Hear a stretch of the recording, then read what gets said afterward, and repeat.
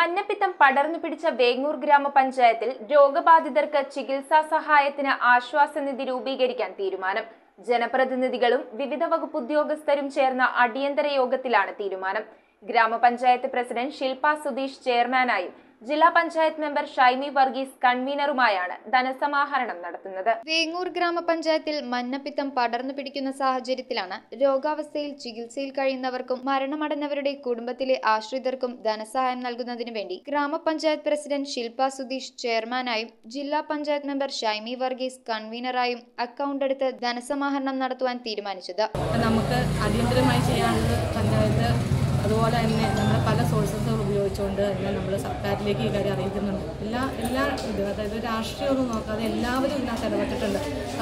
എന്താ പറയുക, നമ്മുടെ വകുപ്പ് മന്ത്രി ഇടപെട്ടുകൊണ്ട് ഞങ്ങൾക്ക് ചികിത്സാ സഹായം അതുപോലെ മരണപ്പെട്ട ആളുകൾക്ക് ഒരു ചികിത്സാ സഹായം ഒക്കെ പ്രഖ്യാപിക്കുകയാണെങ്കിൽ തന്നെ ആളുകൾക്ക് ഒരു ആശ്വാസമാവും.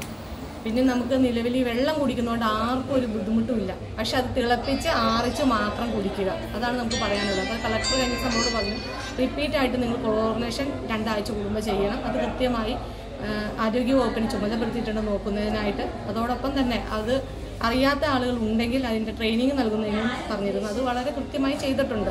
MP ബെന്നി ബെഹനാൻ, MLA എൽദോസ് കുന്നപ്പള്ളി തുടങ്ങിയവരും മറ്റുള്ള ജനപ്രതിനിധികളും വിവിധ വകുപ്പ് ഉദ്യോഗസ്ഥരും ചേർന്ന അടിയന്തര യോഗത്തിലാണ് തീരുമാനം. ഗവൺമെന്റിൽ നിന്നും കിട്ടുന്ന അല്ലെങ്കിൽ ഔദ്യോഗിക സ്ഥലത്ത് നിന്ന് കിട്ടുന്ന തുകകൾ പരിമിതമായതുകൊണ്ട് ഈ നാട്ടിലുള്ള ജനങ്ങളുടെ കയ്യിൽ നിന്നും ഫണ്ട് സ്വരൂപിക്കാൻ നിർദ്ദേശമാണ് നൽകിയിരിക്കുന്നത്.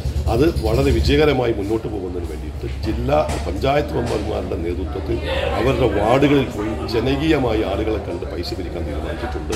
ഞങ്ങൾ ഉൾപ്പെടെയുള്ള ജനപ്രതിനിധികൾ ഇക്കാര്യം സഹകരിക്കുന്നതാണ്. തുടർന്ന് നടന്ന ഉദ്യോഗസ്ഥരുടെ യോഗത്തിൽ വാട്ടർ അതോറിറ്റിക്ക് പറ്റിയ വീഴ്ചയാണ് രോഗം പടർന്നു പിടിക്കാൻ കാരണമെന്ന് ആരോഗ്യവകുപ്പും മറ്റു ജനപ്രതിനിധികളും വ്യക്തമാക്കി.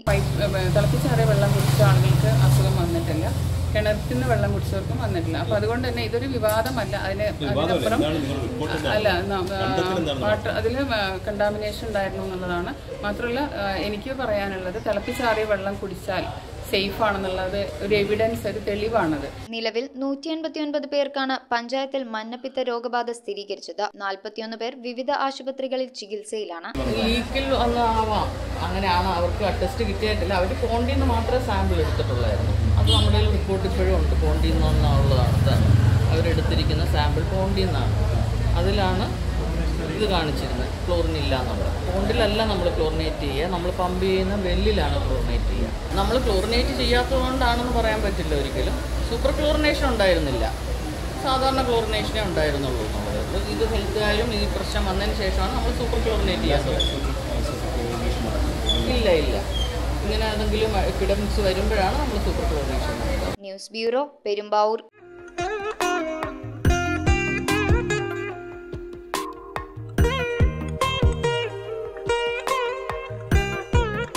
Nakshatra Gold and Diamonds. Online delivery available all across India.